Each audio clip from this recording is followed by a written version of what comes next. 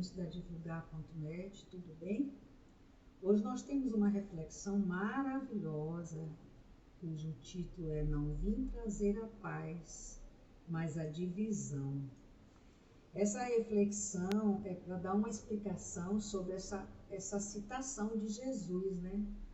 Que às vezes a gente polemiza, como é que um espírito de luz diz isso, não vim trazer a paz, mas sim a divisão, né? Está na revista O Reformador, do ano de 2000, maio de 2017, páginas 21 e 20, a página 21. É muito polêmica, a gente fica se perguntando como, né? E então, Allan Kardec nos explica o significado dessa frase, não vim trazer a paz, mas a divisão. E ele começa assim. É uma reflexão bem pequena, mas muito salutar, que eu costumo fazer reflexão de 12, 15, 20 minutos, mas essa acho que vai chegar a 10 ou 12 minutos no máximo, mas muito interessante. Eu, pelo menos, eu me pergunto muito como um ser de luz como Jesus me fala que não veio trazer a paz, mas sim a divisão, né? Mas Kardec nos deixa bem claro a explicação sobre essa frase de Jesus. E ele fala assim: será mesmo possível que Jesus, a personificação da doçura e da bondade, logo ele, que não cessou de pregar o amor ao próximo, haja dito, não vim trazer a paz, mas a espada? Vim causar divisão entre o filho e seu pai, entre o esposo e a esposa. Vim lançar fogo à terra e tenho pressa de que ele se acenda. Muito forte, né? Para sair de Jesus essa colocação e trazer a espada para ver atrito, divisão de filho com pai, marido com mulher. Tais palavras não estarão em flagrante contradição com os seus ensinos? Não haverá blasfêmia em que lhes atribuírem a linguagem de um conquistador sanguinário e devastador? Não há blasfêmia nem contradição nessas palavras, pois foi ele mesmo quem as pronunciou. E elas dão testemunho da sua alta sabedoria. Apenas a forma, um tanto que equívoca, não exprime com exatidão o seu pensamento, o que fez com que muitas pessoas se enganassem quanto ao verdadeiro sentido delas. A gente tem uma pressa, né, de ler uma frase e interpretar de acordo com o nosso entendimento, às vezes acelerado, sem parar para pensar, sem parar para analisar. A gente já vai logo interpretando, já vai logo soltando os cachorros. É assim que a gente faz? A nossa pressa de viver é tamanha que a gente não para pensar, para analisar. A gente não para, a gente sai atropelando, interpretando e tomando atitudes drásticas e brigando e esperneando. Aí depois, com muito tempo, a gente bota a cabeça no travesseiro e começa a analisar: meu Deus, eu fiz essa besteira. Meu Deus, não precisava ter feito tudo isso. E agora? A gente faz muito isso. Meu Deus, que vergonha. Essa atitude que eu tomei não é minha. Por que eu não enchi minha boca de água? Por que eu não friei? Por que eu não esperei? Eu saía, eu botei meu trator na estrada e saía arrebentando com tudo. Como a gente faz isso? Demais, demais.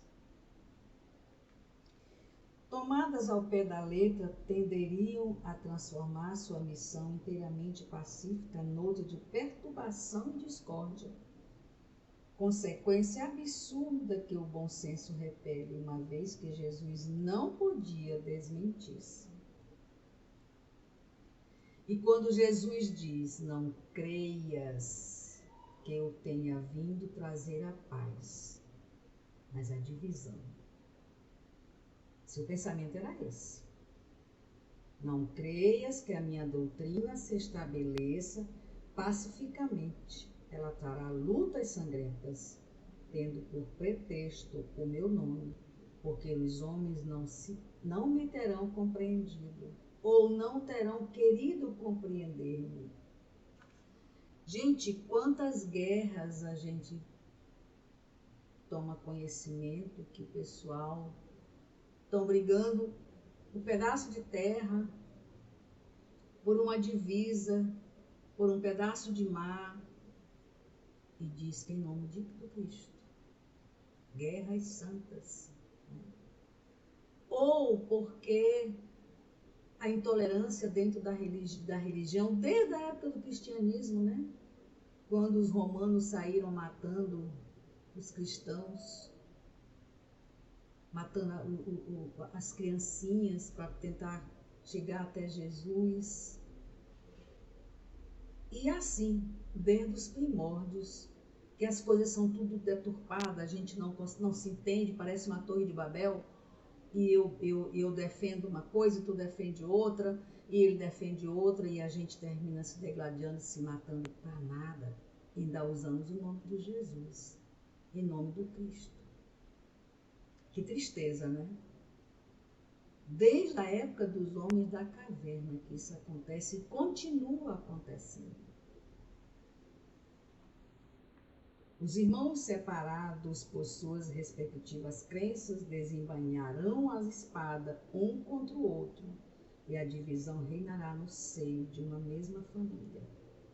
Hoje está ocorrendo politicamente, né? Quem não for do lado X, quem é do lado X não vive bem com o lado Y, mesmo que seja da mesma família, mesmo que more na mesma casa, mas se não rezar a mesma cartilha, ali já tem uma guerra santa. Hoje, politicamente, futebolisticamente, você não pode expressar o seu pensamento, os seus sentimentos, senão você como é que eles chamam hoje? É zerado, é cancelado, né? A expressão hoje é cancelado. E continuamos guerreando em nome de Jesus. E quando chegou o cristianismo, as guerras foram longas e longas e longas em nome do Cristo. E aí continua, né? No seio de uma mesma família, cujos membros não partiram da mesma crença. Vim lançar fogo à terra para livrá-las dos erros e dos preconceitos, do mesmo modo que se põe fogo a um campo para destruir nele as ervas más. E tenho pressa de que o fogo se acenda para que a depuração seja mais rápida, visto que do conflito a verdade sairá triunfante. Sempre, né? É aquela velha história que a gente costuma, um velho ditado que a gente fala, a verdade tarda, mas não falha. A justiça do homem falha, mas a justiça de Deus não falha. Ela pode não vir a galope, mas ela se coloca. A guerra sucederá à paz, ao ódio dos partidos, à fraternidade universal, às trevas do fanatismo, à luz da fé esclarecida. Então, quando o campo estiver preparado, eu lhes enviarei o Consolador, o Espírito da Verdade, que virá restabelecer todas as coisas, isto é, que dando a conhecer o sentido verdadeiro das minhas palavras, que os homens mais esclarecidos poderão, enfim, compreender, porá fim à luta fratricida que divide os filhos do mesmo Deus. O Espírito da Verdade, o Consolador, é o Espiritismo. E essas palavras de Jesus devem, pois, entender-se com referência às cóleras que ele previa que a sua doutrina suscitaria, aos conflitos momentâneos a que ia dar causa, às lutas que teria de sustentar antes de se estabelecer, como aconteceu aos hebreus antes de entrarem na terra prometida, e não como decorrente de um desígnio premeditado de sua parte, de semear a desordem e a confusão. Então, o que tá explicando aqui nessa reflexão de hoje é que as palavras de Jesus, ele somente traduziu o que ia acontecer no futuro. Os irmãos iam se matar entre si, as famílias iam se desentender dentro da sua próprio seio familiar. Quando ele diz, eu não vim trazer a paz, mas a divisão, é porque não é que ele trouxe, mas porque o que ele se propôs a plantar, que é o cristianismo, iria ocorrer isso, por conta do cristianismo chegando ao planeta. Né? Então, eu percebo nessa reflexão que desde os primórdios nós somos acomodados. Quando se trata de modificar algo, a gente se arma. A gente não espera nem o interlocutor explicar, olha, essa mudança é para isso, isso e isso. As consequências são essas e essas, as benéficas são essas e essas. Não, vamos mudar essa cadeira de lugar, a gente já coloca a arma em punho. Não é assim que a gente faz até hoje. A gente é muito acomodado. A gente não permite. Tá bom aqui, então tá quieto. Para que mexer? Para que mudar? Até hoje isso ocorre quando se refere à mudança, por menor que ela seja.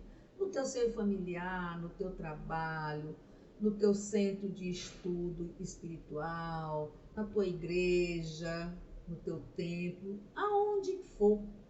Falou em mudança, casa de maribondo se solta. E você imagina uma mudança tamanha que era a chegada de Jesus Cristo. Que o cristianismo veio para abrir o caminho para Jesus chegar. O nascimento do menino Jesus. Não foi à toa que Moisés foi rígido, foi cajado erguido para poder abrir o caminho para Jesus. Porque tudo era preciso, tudo se fazia necessário. E aí, por conta disso, as guerras santas vêm durando até hoje. O caminho é um só, o caminho é Jesus.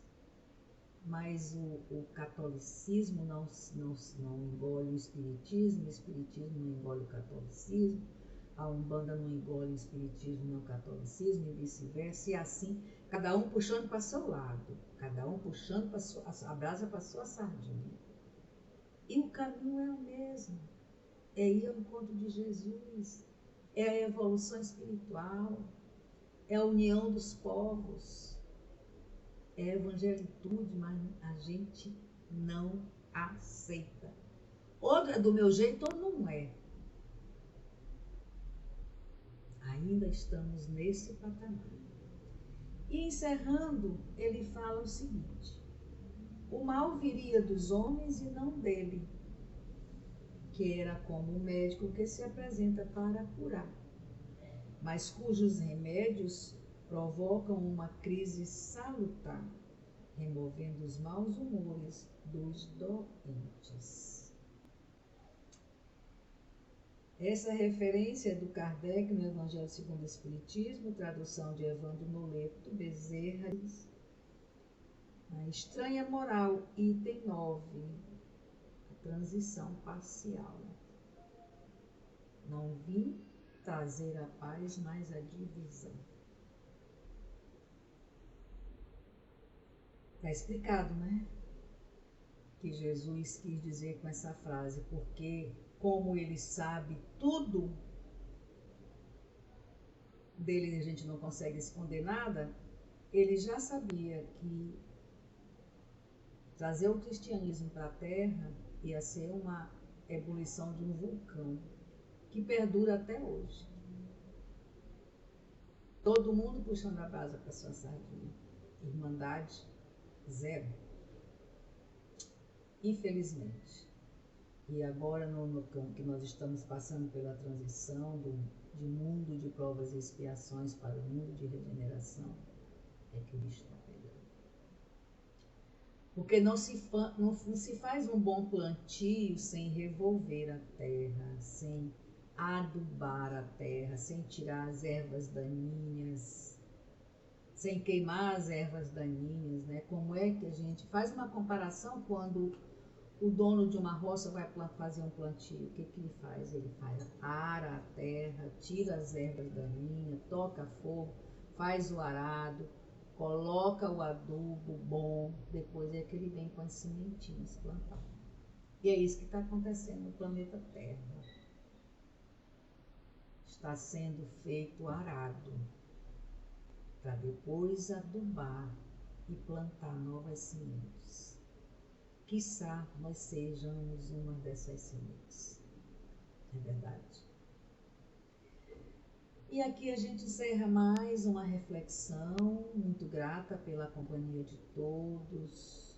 Espero que eu esteja me fazendo compreender e entender, porque também eu estou estudando junto com vocês. Para mim, cada vez que eu faço uma reflexão, eu estou numa sala de aula, porque eu sei que eu não estou sozinha. Às vezes eu assisto uma reflexão depois que ela vai para o ar e eu me pergunto, meu Deus, foi eu que falei isso? Eu tenho certeza absoluta que muita coisa que eu falo não sou eu. E aí eu não me lembro. Quando eu vou assistir aqui, eu vejo o que foi que eu falei, o que foi que eu coloquei para vocês no ar. Que bom, porque quando eu vou começar as minhas reflexões, eu faço uma oração e eu peço que os meus mentores espirituais me conduzam e me induzam nesse trabalho, porque eu sozinha não tenho capacidade. É verdade? Então, muito obrigada mais uma vez. Maria Santíssima fique com todos vocês. Wanda Barros para divulgar.net. Até a próxima.